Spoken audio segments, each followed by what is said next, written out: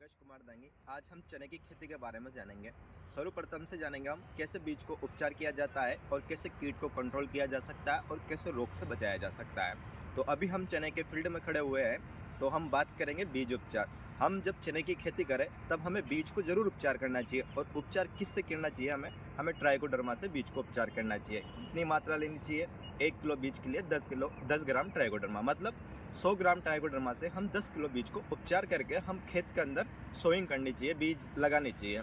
अब बात आती है हमारे चने के अंदर सबसे ज़्यादा विल्ट की, जिसके अंदर जड़ गलन हो जाती है और जिसमें उकठा रोग जिसे बोलते हैं, तो सारे के सारे पौधे सूखने लग जाते हैं। तो हमें क्या करना है, जब हम इसकी बिजाई करेंगे उस टाइम पर हमें 100 किलो हमारा सरल खाद या फिर हमारा जो गोबर का सड़ा हुआ खाद है उसके अंदर हमें 1 किलो ट्राइकोडर्मा मिक्स कर देना चाहिए। मिक्स करने के बाद में उसके छायादार स्थान पर रख देना चाहिए और उसके ऊपर जैसे गीली बोरी रहती है उस गीली बोरी को उसके ऊपर रख देना चाहिए और थोड़ी बहुत नमी बना रखना चाहिए। उसके बाद में जैसे ये 10-12 दिन की होगी तो उसके अंदर जो ट्राइकोडर्मा हमने डाली है 1 किलो, वो धीरे धीरे रन करने लग जाएगी। और रन करने के बाद में वो हमारे जो 100 किलो हमारा कंपोस्ट है उसके अंदर पूरे के अंदर फैल जाएगी।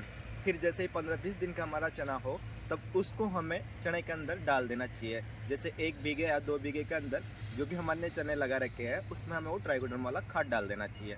फिर आती है बात कीट की। तो कीट को हम 3 तरह से कंट्रोल कर सकते हैं। पहला फेरोमोन ट्रैप, जो ये फेरोमोन ट्रैप लगा हुआ है ये लगाकर हम ये कीट को कंट्रोल कर सकते हैं। इसके अंदर एक हेल्यूल्यूर लगता है, वो हेल्यूल्यूर हम इसके अंदर लगा सकते हैं और लगाने के बाद में जो भी कीट हमारे खेत के अंदर आएंगी, कीट की जो तितलियां हैं वो सारी इसके अंदर आकर और यहीं पर नष्ट हो जाएगी।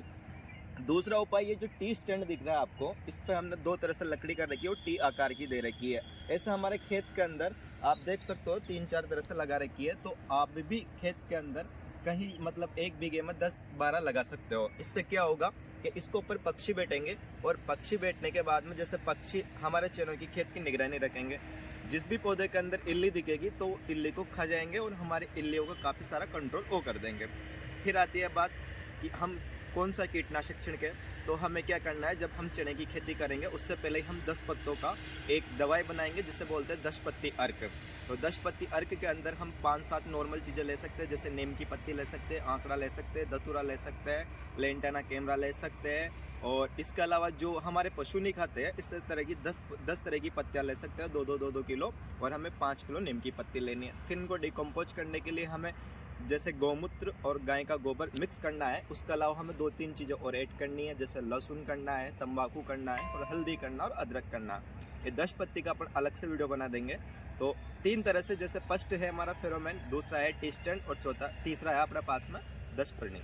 तो इस तरह से कीटों को इस तरह से कंट्रोल कर सकते हैं और रोग को हम ट्राइकोडर्मा से कंट्रोल कर सकते हैं और बीज उपचार हम ट्राइकोडर्मा से कर सकते हैं। तो साथियों, चने की खेती में ज़्यादा प्रॉब्लम नहीं आती है, ज़्यादा बड़ी दिक्कत यही आती है 2 तरह की, जैसे एक तो विल्ट और एक कीट की।